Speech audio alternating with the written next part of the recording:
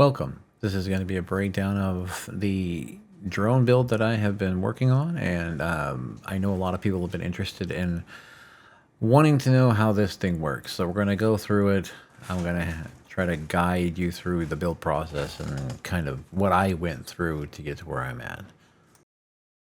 At the heart of this build is an APD 500X 12S 52 volt 500 amp power distribution board.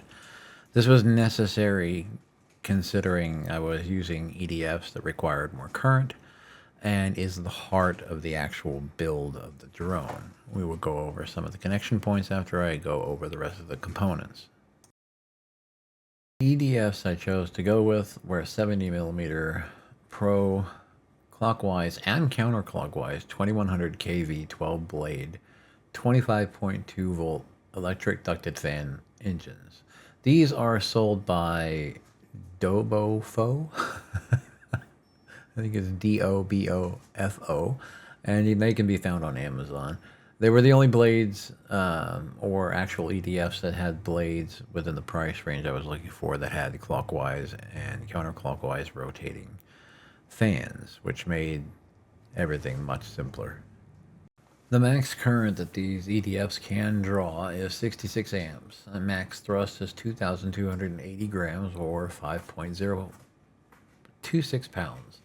The weight of the actual EDF system itself is 188 grams, which is 0.414 pounds. The connectors were 3.5 millimeter banana connectors, of course. These engines are 6S, of course. The ESCs I used in this build are iFlight Blitz E80 80 amp 2 to 8S BL Heli 32 ESCs. They have a 80 amp max with a 100 amp burst, and they worked out fairly well. A little bit pricey. It cost around 300 for 4 of them, but well worth the price just because I was going from analog to digital because I wanted to experiment with D-Shot, considering the EDFs were actually needing faster response times. So D-Shot 600 ended up working up great.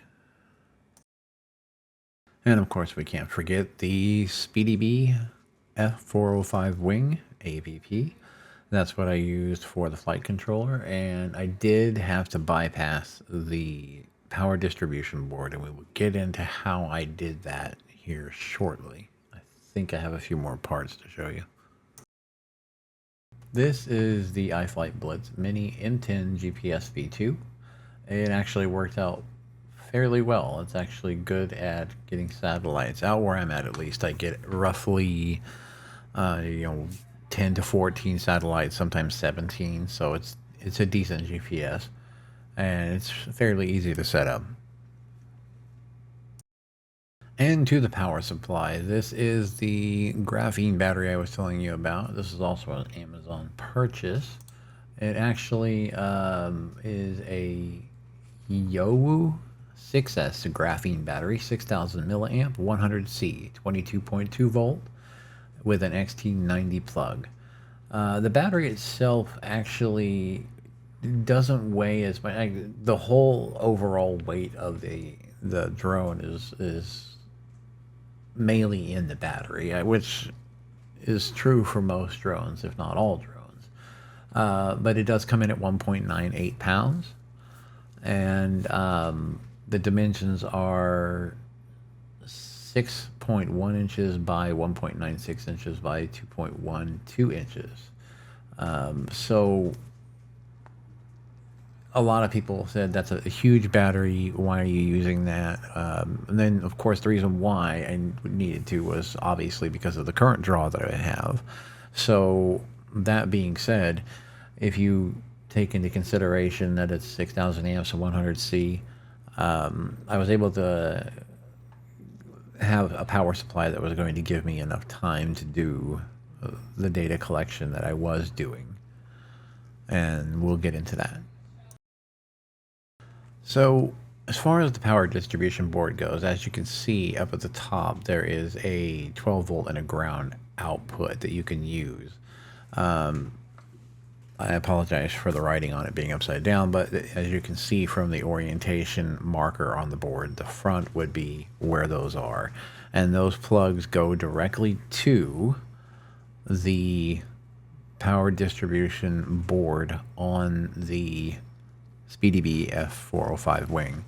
And I will show you where shortly. Now, as you can see here where the battery and the ESCs connect, that's exactly where I went with the 12 volt output from the power distribution board just to apply power to the flight controller. It was after this that I realized I wasn't going to get a voltage indicator on the actual SpeedyBee because it was just getting that 12 volts. So one hurdle I do have to get past is knowing how much battery life I have. That's why when you saw on some of my videos, I drop after a certain amount of time and then I check the voltage to see the consumption rate and then go from there to try to set a timer that's going to be adequate for a flight until I can figure out how to get that data off the power distribution board through the SpeedyBee and then back to the radio so I can keep track of my voltage.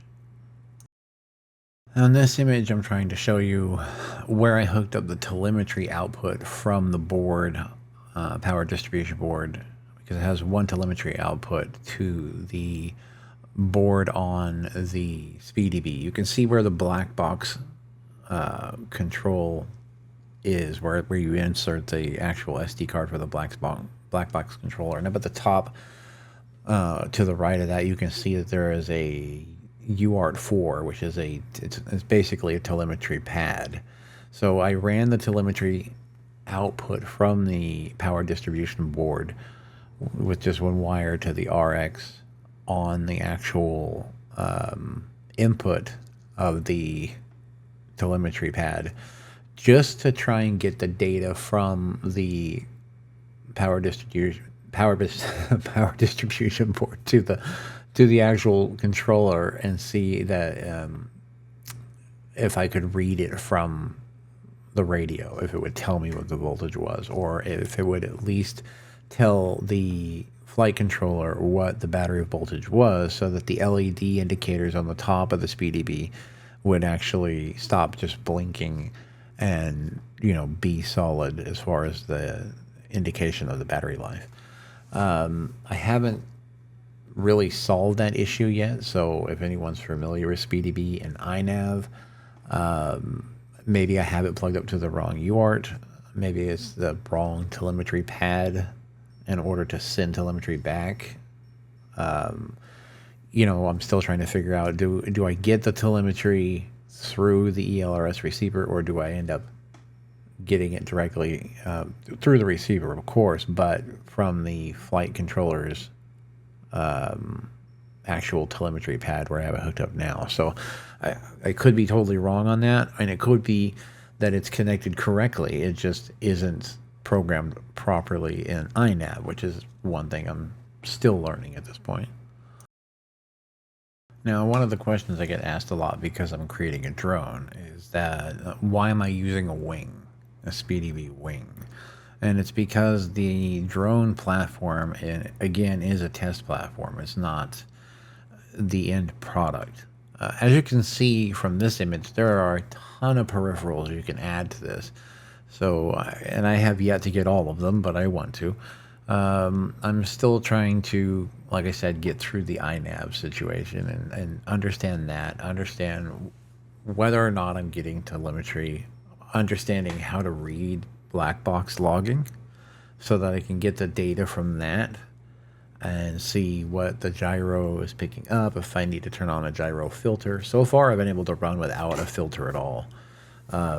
So at this point, I'm basically just going to keep flying it, keep collecting the data, adding more peripherals as I go along, possibly a DJI air unit or some other form of maybe an analog camera. I don't know, just to see how that goes. Definitely an airspeed sensor. That'll be kind of cool. So with the versatility of this wing, it gives me the opportunity to start with a platform that I can go from start to finish in my data collection and in my testing and in my build. Knowing what my end product is going to be for myself. And when I say product, I don't mean for the world. I mean my end product, my end goal for this project. The wing is the most appropriate flight controller that I can think of. And it's mainly because you have the ability with VTOL. Now, I know there are other flight controllers out there that may be better than what I'm dealing with. But as someone who hasn't been into ELRS, who hasn't been into FPV, because I was kind of out of the RC game for a while, I went from, straight analog, building planes, balsa, wrapping them, putting in the receivers, putting in the or the receiver, the batteries, and the servos, and making sure everything was perfectly done by hand, and then hopefully not crashing it on takeoff. So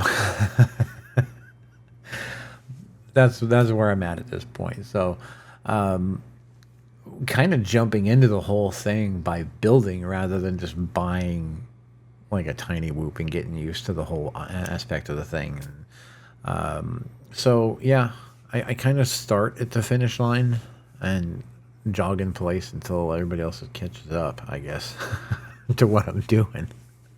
Not that I'm ahead of everyone, but I just seem to be ahead of everyone in the aspect that I'm trying to build the finished product before I have all the data I need. And that's why I kind of backtracked to the drone platform, so that I could study the EDF and the controller and how the GPS works and everything else, and then go from that, and then understanding ELRS. So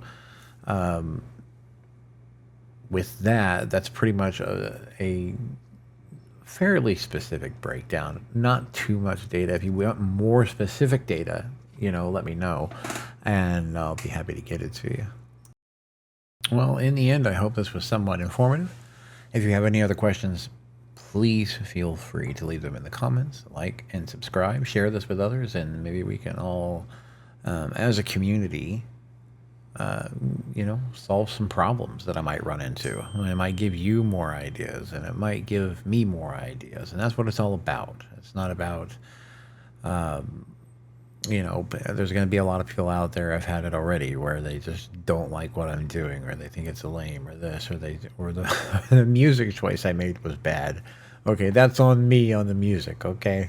I'm getting used to Premiere Pro, so I had some license keys for some music. I just picked out a couple of things and kind of threw it out there.